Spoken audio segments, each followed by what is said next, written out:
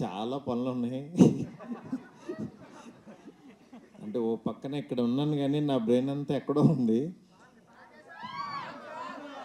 అన్నీ వచ్చేస్తాయి, అన్నీ వచ్చేస్తాయి. అసలు ఏమీ కంగారు పడద్దు. మ్యాక్సిమం ఇంకా ఇంకా దాచుకునేది ఏం లేదు. ఇంకా మీకు గ్యాపే ఉంది. నేను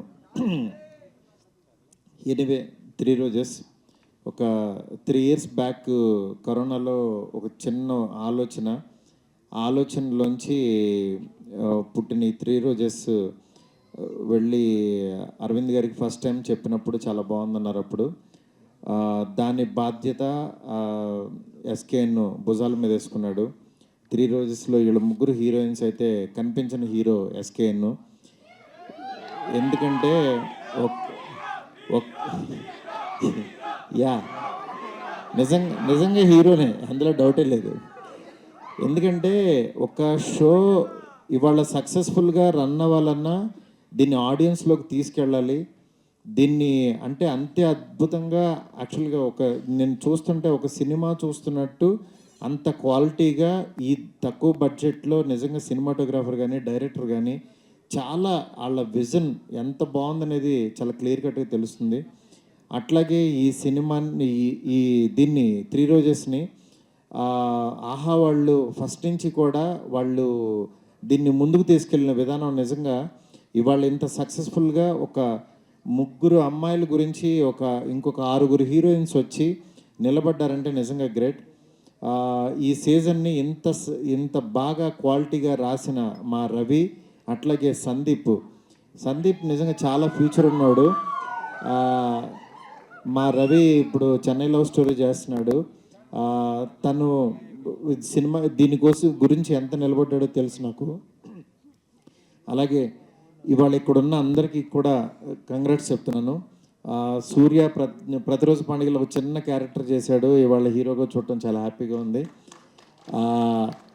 అంటే నిజంగా తెలుగు అమ్మాయిలు అందరూ చెప్తూ ఉంటారు తెలుగు అమ్మాయిలు ఎంకరేజ్ చేస్తామని. ఎంకరేజ్ చేయటువంటి ఇది ఇలా చూపించడం స్టేజ్ మీద. అంటే నేను ఈ రోజుల్లో బస్ స్టాప్, ప్రేమ కథ చిత్రం అన్నీ చేసేటప్పుడు అట్లా తీసుకునేవాడిని, ఎందుకంటే డైలాగులు బాగా చెప్తారని అట్లా సంథింగ్.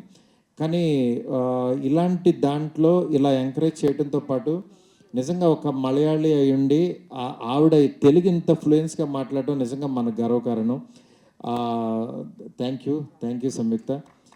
అట్లాగే ఇవాళ ప్రగతి గారు చాలా ఆవిడకి ఎమోషనల్ డే అవ్వచ్చు, అది నిజంగా మా అందరికీ కూడా కన్వే అయింది.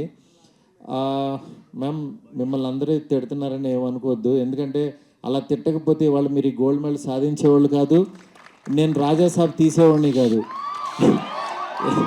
ఎందుకంటే వాళ్ళు నిజంగా చాలా వాళ్ళ పనులన్నీ మానుకుని మన కోసం టైం పెట్టి వాళ్ళ కాన్సన్ట్రేషన్ మొత్తం వాళ్ళ పాజిటివిటీ అంతా చంపుకుని ఒక నెగిటివ్ ఆలోచనని తెచ్చుకుని వాళ్ళ బ్రెయిన్ అంతా నెగిటివ్ చేసుకుని ఒక మాట మాట్లాడి 4 తిట్లు తిడుతున్నారంటే అంత ఈజీ కాదు మేము. అది అలా అంత నెగిటివ్గా పాపం వాళ్ళ దగ్గర ఉన్నదే పంచుతున్నారు. వాళ్ళు ఇంకేం ఇవ్వగలరు చెప్పండి?